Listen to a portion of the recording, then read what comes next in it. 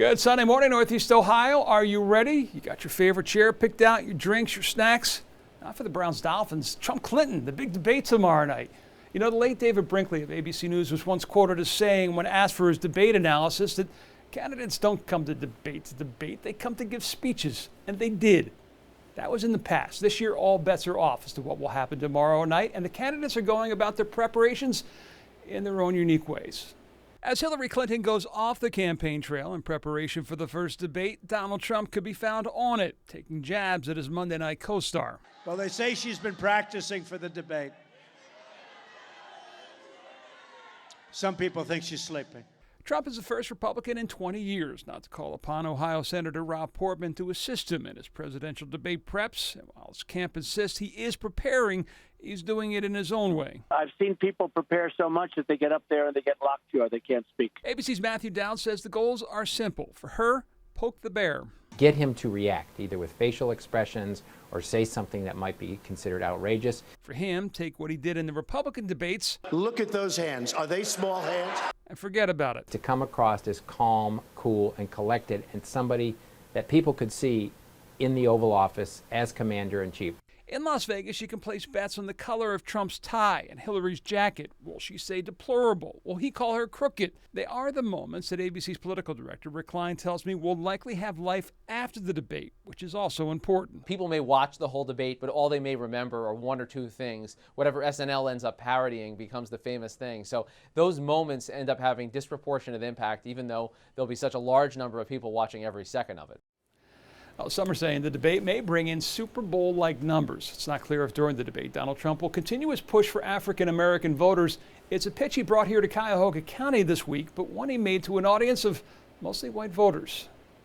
Appearing at the Cleveland Heights Church of one of his most loyal supporters, Pastor Darrell Scott, Donald Trump asked traditional Democratic voters, African-Americans and Hispanics, when it comes to issues like safety, education, and jobs, what have Democratic leaders done for them? What do you have to lose? Can't get any worse. It really can't. The inner cities cannot get much worse. Perhaps they can, but not much. And I will fix it. In addition to Scott, Trump was joined by other prominent African Americans like Dr. Ben Carson, Omaroso from The Apprentice, and Cleveland-born boxing promoter Don King. America needs Donald Trump. We need Donald Trump, especially black people. Hillary Clinton's name not mentioned once during the stop in front of around 400 mostly white audience members. Trump was asked about this week's shooting of an unarmed black man in Tulsa. I mean, to me, it looked like he did everything you're supposed to do. This young officer, I don't know what she was thinking. I don't know what she was thinking, but I'm very, very troubled by that. Outside, protesters took issue with Trump's appeal, especially in light of his efforts questioning for years until last week the birthplace of President Obama. Donald Trump's actions have been absolutely disgusting, and he owes Barack Obama an apology.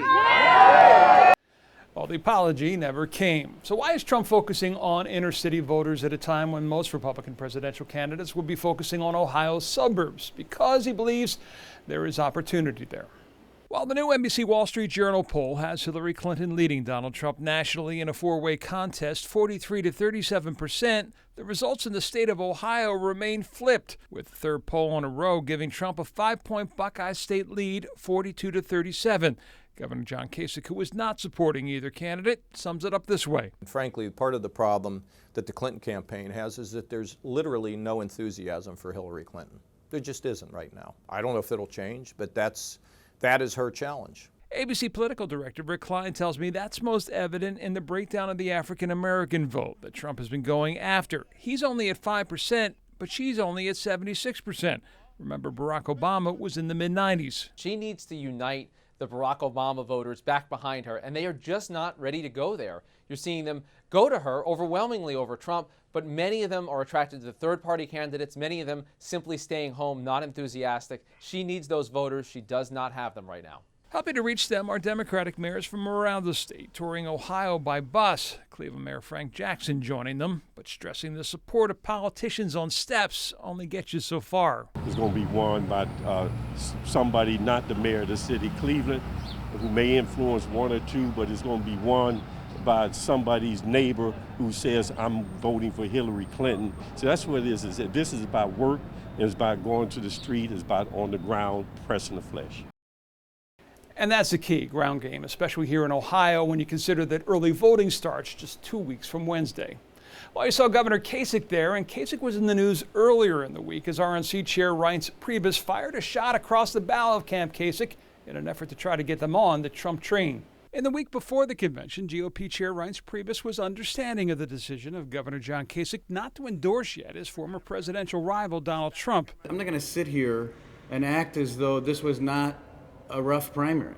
It was. This was something that comes around once every 40 years. So the more bruises there are, the longer it takes to heal. 2 months later, Priebus is saying enough already. And if you don't endorse, you may be blocked if you're plotting ahead to 2020. Those people need to get on board.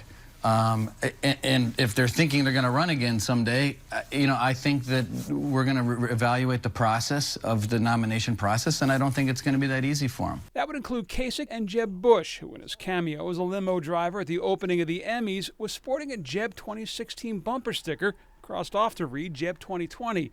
Kasich's chief strategist, John Weaver, tweeting, Priebus couldn't bully a third grader, but could be bullied into submission by Trump, who hijacked the GOP under his watch, saying later in a statement, Kasich won't be bullied by someone unable to stand up for core principles or beliefs. Trump saying with Kasich, it's sour grapes. The only reason he's not on board is that he got beaten so badly. He got beaten as badly as anybody can get beaten. But what they do is these people all want to run in 4 years, right? If I were the head of the Republican Party, I'd say you can't do it. Well, the Kasich team reminding Priebus that he has been traveling the country in support of down-ballot Republicans. There's also a feeling that if Trump were to lose, Priebus would likely not be in a position to exact such revenge. With Democracy 2016, I'm John Kasich. Enjoy your Sunday.